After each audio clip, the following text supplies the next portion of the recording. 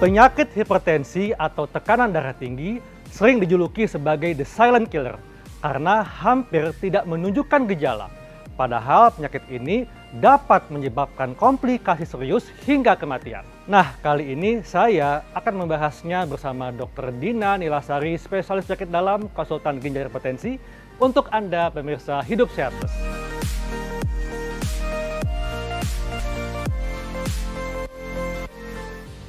Halo Dr. Dina, apa kabar dok? Silakan duduk dok. Iya dok.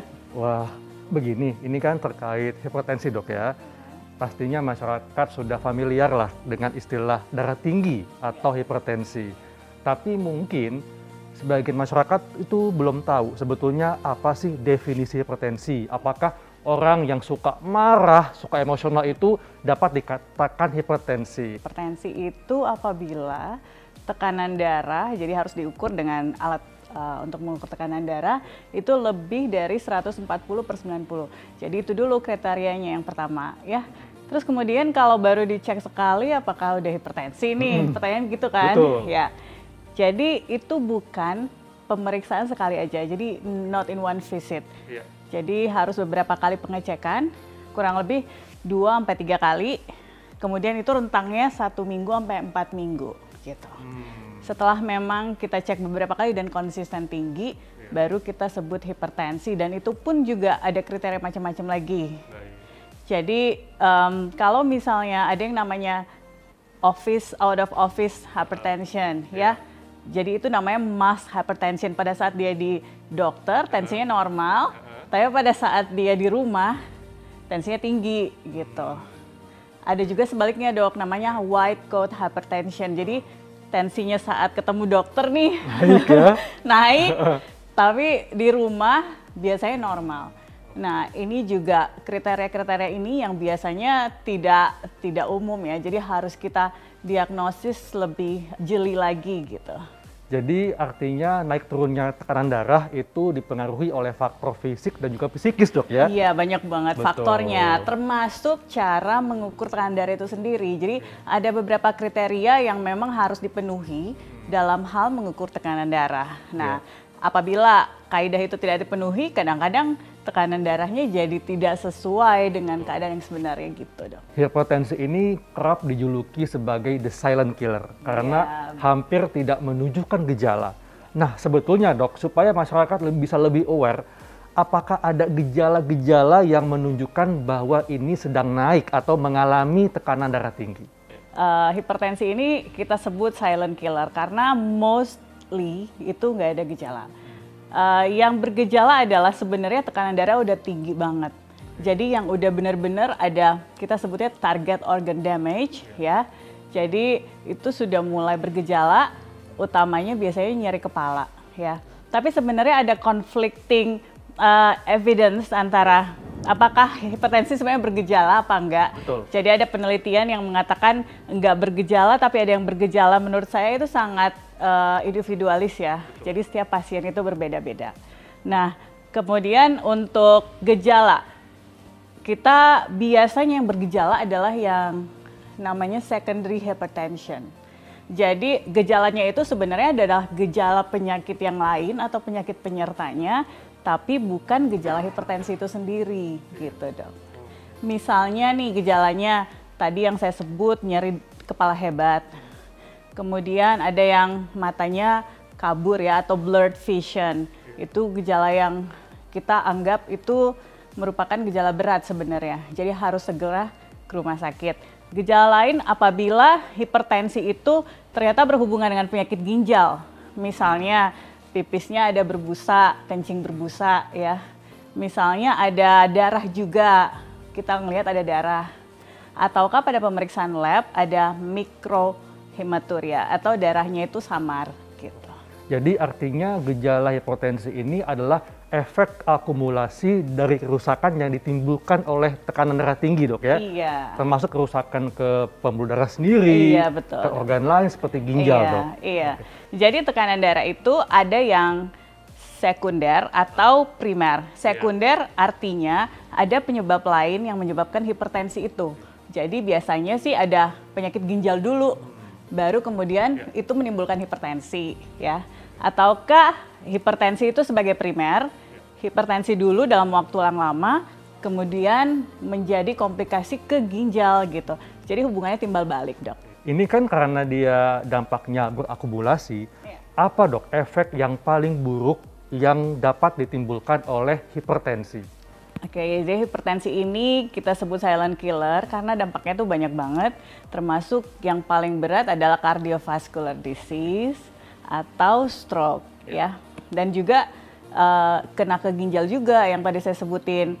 Jadi dalam waktu yang lama pasien bisa jatuh ke gagal ginjal gitu, Dok. Jadi bisa jatuh ke gagal ginjal, gagal jantung hingga stroke, dok ya. Iya. Sebetulnya siapa saja dok yang rentan beresiko terkena hipertensi? Apakah mereka yang suka marah-marah, suka emosional, atau apakah hanya orang tua, dok? Iya, jadi namanya itu risk factors ya.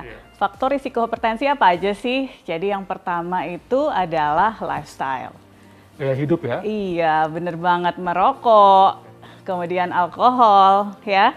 Kemudian banyak makanan berlemak ya, kemudian sedentary living artinya cuman makan, nonton, nggak ada olahraga ya, ataukah kerjaannya hanya di belakang komputer yang tidak membutuhkan kegiatan fisik. Ketika sudah terjadi akumulasi gejala, akumulasi dampak ya, dan timbul gejala sakit kepala berat atau mungkin tiba-tiba gangguan penglihatan lah, dan itu terjadi di rumah, apa yang dapat dilakukan masyarakat ketika mengalami hal tersebut? Kalau gejala-gejala yang tadi disebutkan ya, misalnya chest pain artinya ada gangguan jantung, kemudian ada yang nyeri kepala hebat, terus ada kabur ya, blurred vision, itu harus segera ke rumah sakit ya. Karena itu biasanya memang sesuatu yang harus kita lakukan tindak lanjut segera, jadi emergency. Apakah dengan mengkonsumsi obat antihipertensi membantu juga dalam kondisi tadi, dok?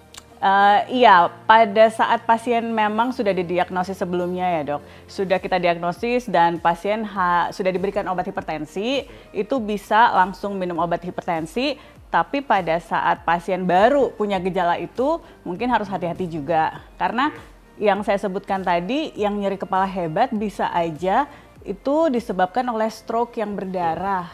Nah, itu bahaya juga tuh kalau dia minum obat hipertensi segera ya, atau stroke ischemic. Ya, itu kita ada targetnya. Jadi tekanan darah itu nggak boleh terlalu rendah juga supaya otaknya nggak perfusi ke otak, iya oksigen gitu.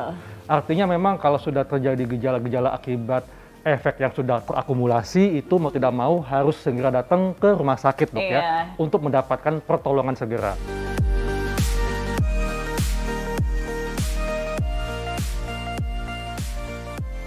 Jadi memang hipertensi ini meskipun sudah dikenal di masyarakat, namun masyarakat harus paham betul-betul dan bisa membedakan mana yang fakta dan mana yang mitos, dok.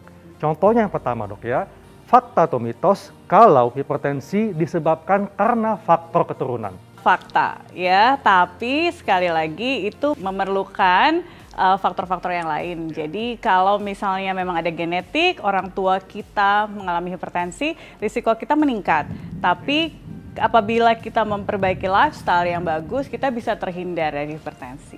Penyakit hipertensi lebih banyak diderita oleh mereka yang berusia 40 tahun ke atas. Ini fakta atau mitos? Mitos. Jadi itu mitos ya, dok.